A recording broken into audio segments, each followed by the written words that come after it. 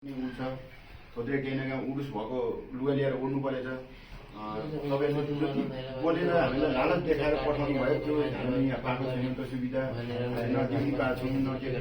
आज एक साथ भात, एक गिलास चामल दिएको छ यहाँ। एक गिलास चामल तपाईँहरू भन्नुहुन्छ बिहान बेलुका खाना दिएको छ, बस्न दिएको छ भन्नुहुन्छ, त्यो छैन नि हामीलाई होइन। त्यो गरेर हामीलाई कि त घर पठाउने कि त हामीलाई हामी त नेपालबाट आएको मान्छे, हाम्रो ऋण छ, त्यही भएर हामी वैदेशिक रोजगारमा पनि हामीले हिसाब पेपर पढाइसकेका छौँ। हामी यहाँ 21जना ग्रुपले कि त हामीलाई टिकट दिनु पर्यो, घर बोलाउनु पर्यो, कि त काम चाहियो, हामीलाई काम दिनु पर्यो, हाजिरा दिनु पर्यो भन्ने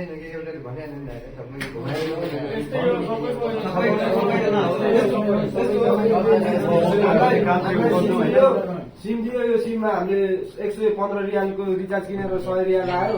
यो सिम कहिले लान्छ त्यो ठेगान पनि छैन। हाम्रो सिम अब त्यो रियाल पैसा हालेपछि यो सिम कहिले निकाल्छ थाहा छैन। चामल यति दिने हो, एउटा प्याज, 2टा आलु, तेल, अरू सब आफूले किन्नुपर्छ। भाडा धेरै महँगो छ। अब 200 रियालले कति दिनसम्म बहिनी, 25 दिनसम्म हामीलाई 200 रियालले पुग्दैन। अब तपाईँ आफै विचार गर्नु, त्यही हो।